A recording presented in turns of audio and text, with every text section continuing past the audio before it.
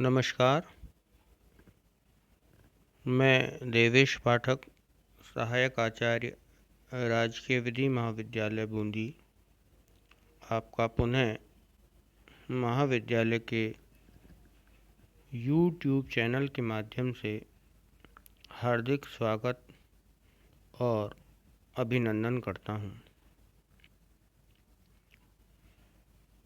चूँकि वर्तमान समय महामारी का दौर चल रहा है, अभी तक महाविद्यालय प्रारंभ नहीं हो पाए हैं और आपकी जो परीक्षाएं हैं उनका टाइम टेबल आ चुका है और आपके संविधान की परीक्षा निकट समय में ही होने जा रही है। वैसे तो संविधान की सभी बातें महत्वपूर्ण हैं, लेकिन आज हम ऐसे कुछ इम्पोर्टेंट टॉपिक्स की चर्चा करेंगे जो कि परीक्षा की दृष्टि से बहुत महत्वपूर्ण हैं। आप उन टॉपिक्स को अवश्य ही पढ़ चुके होंगे, लेकिन फिर भी उन टॉपिक्स को एक बार पुनः आप देखें और पढ़ें, जिससे कि परीक्षा में किसी तरह की समस्या आपको न आए। जैसा कि मैंने पहले भी बता चुका हूँ कि आपको काफ़ी समय मिला है और पूरी तरह जो फर्स्ट सेमेस्टर का संविधान का जो पेपर है वो आपने अच्छी तरीके से तैयार कर लिया होगा। क्योंकि संविधान हम काफ़ी समय से पढ़ रहे होते हैं, कुछ टॉपिक्स उसके हमें LLB परीक्षा में आने से पूर्व भी हमको ज्ञात होते हैं और जिनका ग्रेजुएशन में राजनीतिक विज्ञान विषय रहा है उनको और डिटेल से पढ़ने का मौका पूर्व में ही प्राप्त हो चुका है। लेकिन कानूनी दृष्टि से कौन से टॉपिक्स इम्पॉर्टेंट हैं LLB कक्षाओं के लिए, वो हमें देखना ज़रूरी होता है। तो सबसे पहले यदि हम बात करें तो संविधान की प्रस्तावना, तो संविधान की जो प्रस्तावना है उसको आप मनन करें, चिंतन करें और उस पर एक तैयार प्रश्न जो आंसर है आपने कर लिया होगा कि किस तरह से संविधान की प्रस्तावना में प्रश्न आते हैं। उसमें देखना होगा कि संविधान की जो प्रस्तावना है उसमें जो बातें बतलाई गई हैं उनका आपको विश्लेषण करना है। समाजवाद क्या है, लोकतंत्र क्या है, धर्मनिरपेक्षता क्या है, भारत के लोग किसमें जो संप्रभुता है किसमें निश्चित है। इसके साथ ही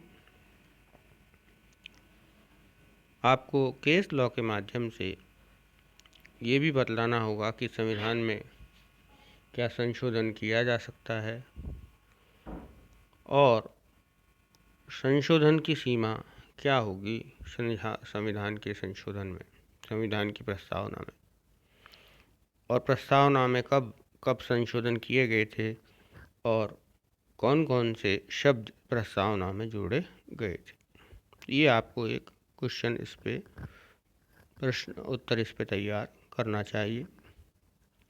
जो कि आपने कर लिया होगा, पहले भी मैंने आपको बतलाया था। दूसरी बात है संविधान की प्रकृति, नेचर ऑफ द कॉन्स्टिट्यूशन। संविधान की प्रकृति का तात्पर्य ये है कि क्या संविधान को, जो संविधान वेत्ता हैं वो उसकी प्रकृति के अनुसार दो भागों में बांटते हैं, एकात्मक संविधान और संघात्मक संविधान। तो भारत के संविधान को प्रोफेसर जेनिंग्स और प्रोफेसर वियर्स की जो परिभाषाएं हैं वो इससे किस तरह से देखते हैं, क्या ये संघात्मक है, एकात्मक है, ये आपको जानकारी होनी चाहिए। फिर संघात्मक संविधान की क्या विशेषताएं होती हैं, वो विशेषताओं पर हम खरे उतरते हैं या नहीं, ये हमें संविधान के दायरे से देखना होगा। इसके बाद जो एकात्मक संविधान की जो विशेषताएं हैं, या कहें संघात्मक जो हमारा संविधान है, उसमें जो एकात्मकता के कुछ प्रावधान हैं उनके बारे में बतलाना होगा और उसका निष्कर्ष ये निकालना होगा, ये देखना होगा कि हमारा जो संविधान है वो एकात्मक न होकर के संघात्मक संविधान है। और उस पर केस लॉ जो हैं, जिसमें SR बोम्मई बनाम यूनियन ऑफ इंडिया का जो केस है वो आपको ध्यान में रखते हुए, और डॉक्टर भीमराव अंबेडकर ने संविधान सभा में इसको संघात्मक संविधान बतलाया है, उसके बारे में आपको लिखना होगा और इस तरह से ये निष्कर्ष निकालना होगा कि हमारा संविधान की प्रकृति क्या है। ये बहुत दोनों इम्पॉर्टेंट टॉपिक्स हैं। इसके बाद जो बात आती है उनमें जो आर्टिकल अनुच्छेद 13 है, उस अनुच्छेद 13 में आच्छादन का सिद्धांत क्या कहता है, आच्छादन का सिद्धांत क्या होता है, इसके बारे में भी शॉर्ट नोट पूछा जा सकता है। डॉक्ट्रिन ऑफ वीवर, जिसको कि हम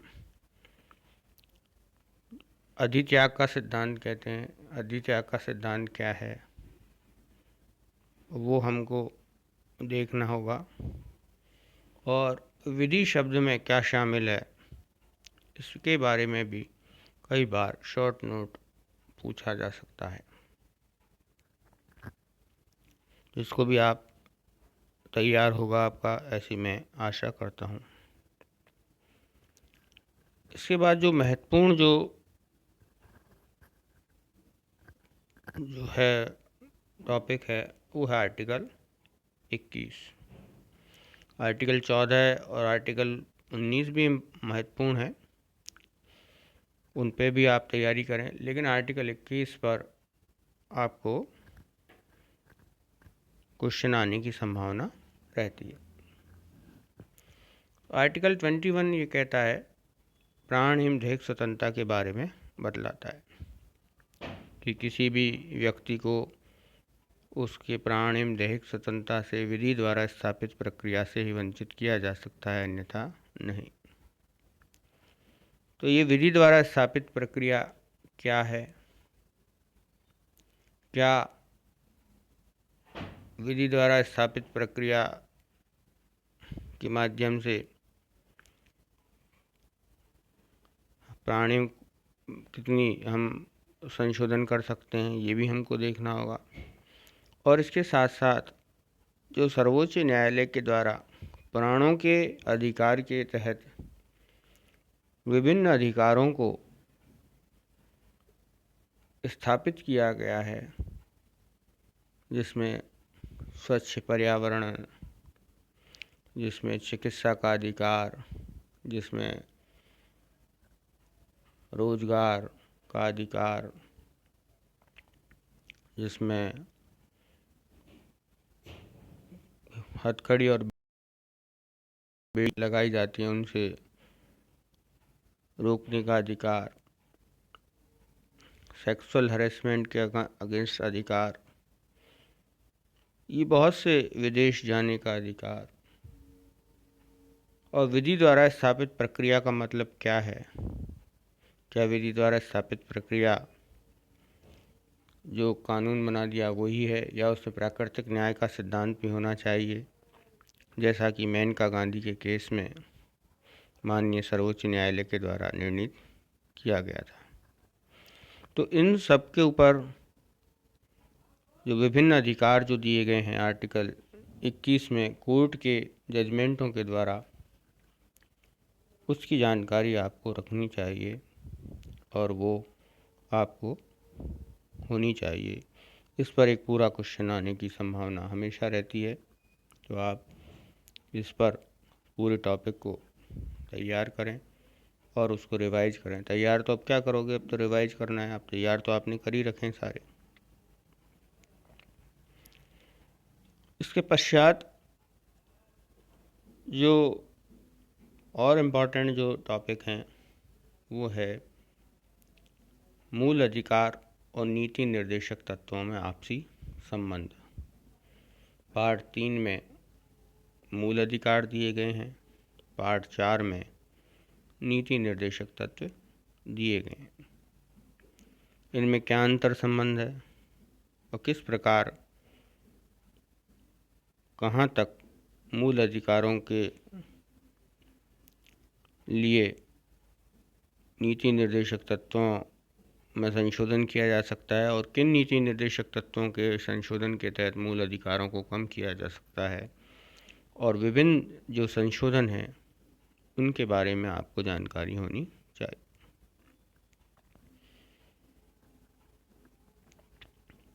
इसके पश्चात जो नया जो टॉपिक आता है इम्पोर्टेंट, वो है प्रेसिडेंट, राष्ट्रपति।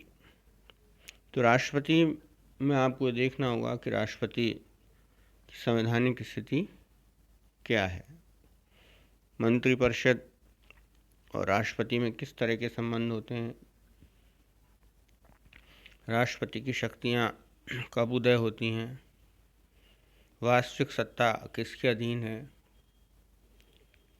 और कब राष्ट्रपति को प्रधानमंत्री और मंत्रिपरिषद की सलाह के अनुसार काम करते हैं। जैसा कि आप जानते हैं कि यहाँ पर संसदीय प्रणाली की सरकार है, राष्ट्रपति मंत्रिपरिषद और प्रधानमंत्री की सलाह से बंधे हुए हैं।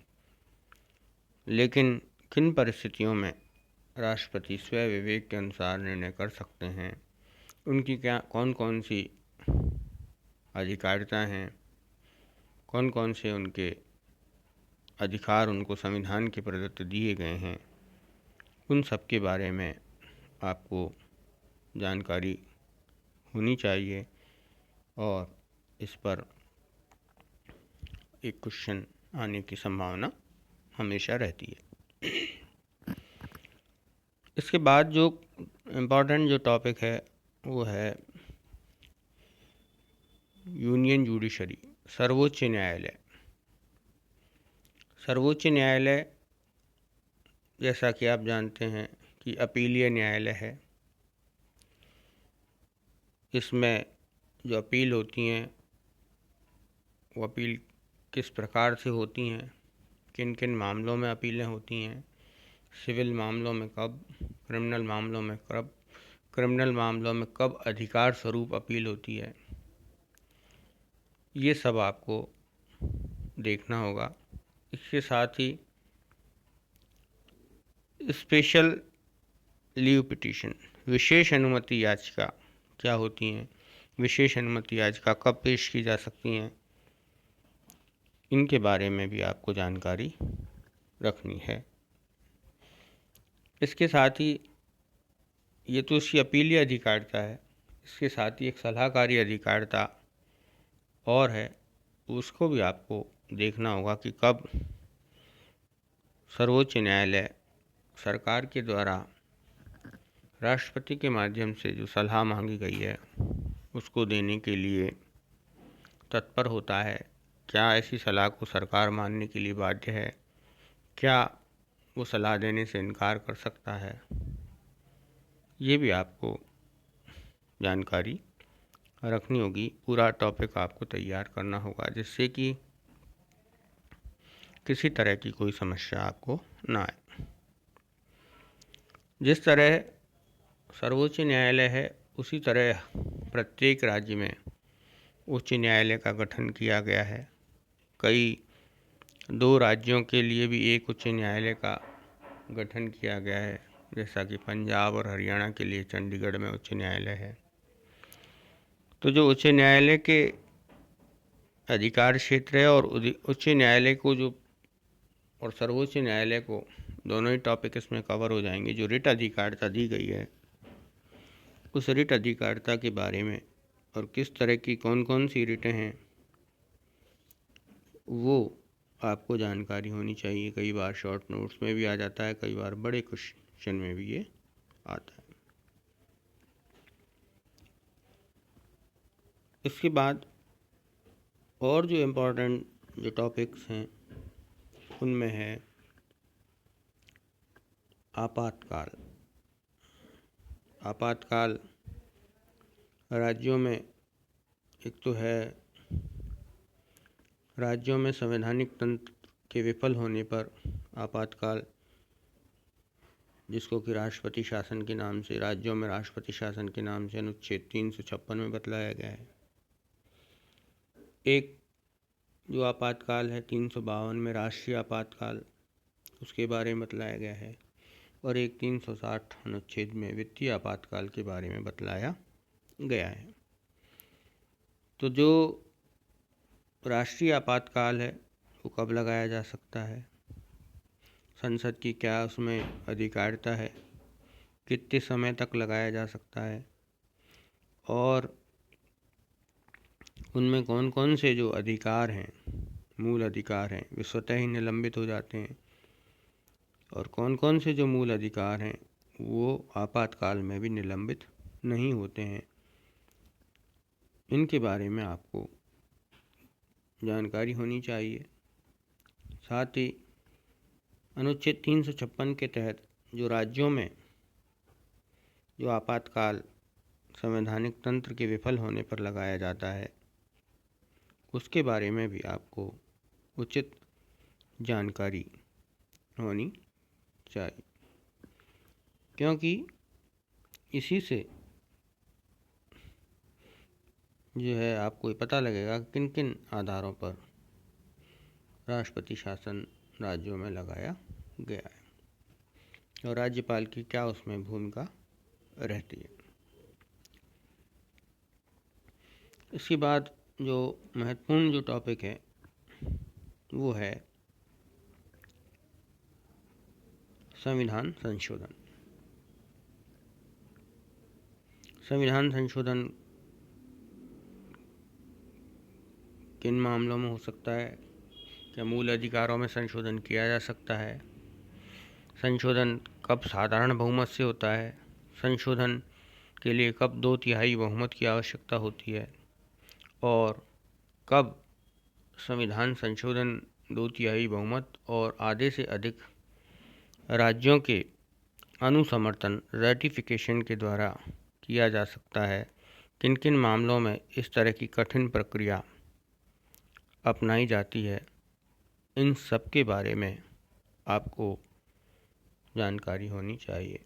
और कब कब संविधान संशोधन के माध्यम से संविधान जब संशोधन किया गया तो उसका प्रभाव और उसको जब चैलेंज किया गया सर्वोच्च न्यायालय में तो किन किन मामलों में सर्वोच्च न्यायालय ने ऐसे संशोधन को असंवैधानिक घोषित किया या उसमें मूल ढांचे के सिद्धांत को अपनाते हुए उसमें काट छांट की।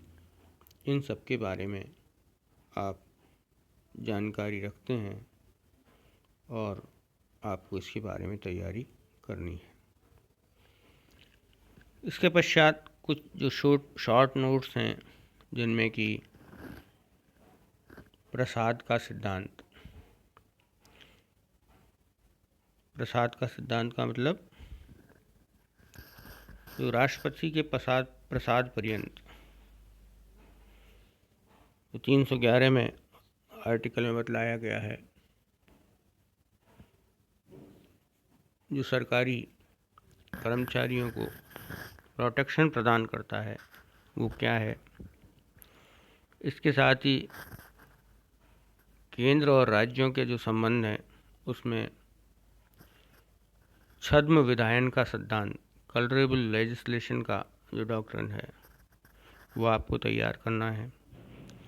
सार एवं तत्व का सिद्धांत जो कि केंद्र राज्य के संबंध में है वो क्या कहता है वो आपको तैयार करना चाहिए, क्योंकि कई बार ये शॉर्ट नोट्स में पूछा गया है और पूछे जाने की संभावना इस पर रहती है। इसी तरह डॉक्ट्रिन ऑफ प्लेजर, जिसको हम कहते हैं प्रसाद का सिद्धांत, जो कि इंग्लैंड से हमने लिया है, और उस प्रसाद के सिद्धांत के तहत जो सिविल सर्वेंट्स हैं उन सिविल सर्वेंट्स को क्या क्या उन्मुक्तियाँ दी गई हैं, क्या क्या उनको प्रिविलेजेस दिए गए हैं, वो सब आपको जानकारी होनी चाहिए। इसके साथ ही एक जो क्वेश्चन और है, संसदीय विशेषाधिकार क्या होते हैं, पार्लियामेंट्री प्रिविलेजेस क्या होते हैं, और पार्लियामेंट प्रिविलेजेस में किस तरह जो है पार्लियामेंट सर्वोच्च है, सर्वोच्च न्यायालय सर्वोच्च है या प्रेसिडेंट सर्वोच्च है, इसकी जो तुलनात्मक अध्ययन है और उसका निष्कर्ष ये है कि भारत में जो संस्थाएं हैं वो स्वतंत्र हैं और संविधान के अधीन रहते हुए काम करती हैं। लेकिन कोई संस्था यदि संविधान के अनुरूप कार्य नहीं कर रही है तो इसका निर्णय करने का अधिकार सर्वोच्च अदालत को दिया गया है। वो इस बात का निर्णय करेगी कि क्या जो कार्यवाही की जा रही है वो संविधान के अनुरूप है या नहीं, क्योंकि लिखित संविधानों में इस तरह के अधिकार जो सर्वोच्च अदालत है उसको ही प्रदान किए जाते हैं। तो ये सब जो क्वेश्चन और जो टॉपिक्स मैंने बतलाए, क्वेश्चन तो नहीं कहेंगे, टॉपिक्स जो बतलाए हैं वो आपने तैयार कर ली होंगी, ऐसे मुझे आशा है।